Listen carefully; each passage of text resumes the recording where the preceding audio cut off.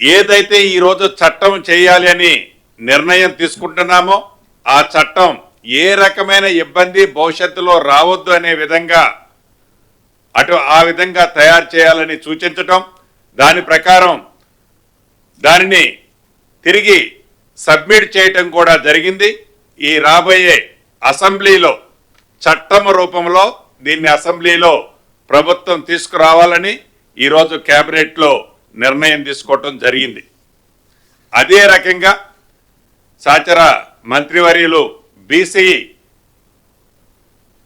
కులగణనకు సంబంధించిన అంశాన్ని, రిజర్వేషన్కి సంబంధించిన అంశాన్ని నేను మాట్లాడిన తర్వాత సహచర మంత్రివర్యులు బీసీ కులగణనకు సంబంధించిన అంశాన్ని గురించి పూర్తిగా మీతో వివరించడం జరుగుద్ది. అదే రకంగా ఏదైతే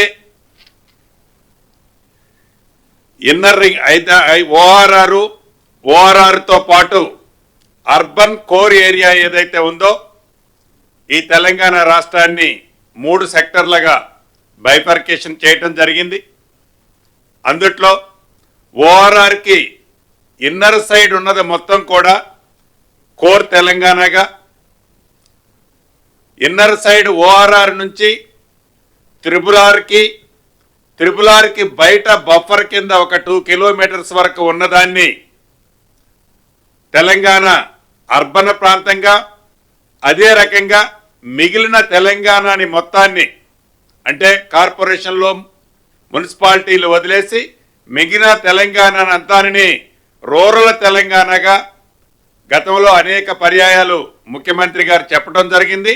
అదే పద్ధతిలో ఓఆర్ఆర్ బయట నుంచి త్రిపుల్ ఆర్కి బఫర్గా బయట 2 కిలోమీటర్స్ వరకు దీన్ని ఫ్యూచర్ సిటీ ఇక ఈరోజు క్యాబినెట్లో పూర్తిగా చర్చించి ఈ ఫ్యూచర్ సిటీ ఏదైతే ఉందో దీంట్లో 7 మండలాలు 57 మండలాల్లోని 56 గ్రామాలతో ఎఫ్సిడిఏగా ఈ ప్రాంతాన్ని ఈరోజు క్యాబినెట్లో నిర్ణయించడం జరిగింది. దీనివల్ల నాగార్జున సాగర్ హైవే నుంచి శ్రీశైలం హైవే మధ్యలో ఉన్న దాదాపు సుమారు 30,000 ఎకరాల విస్తీర్ణంలో ఈ ఫ్యూచర్ సిటీని డెవలప్ చేయాలన్నది ప్రధానంగా ఈరోజు ఈ క్యాబినెట్లో నిర్ణయం తీసుకోవడం జరిగింది. ఇందాక ఏవైతే గ్రామాలు చెప్పానో ఈ 56 గ్రామాలతో పాటు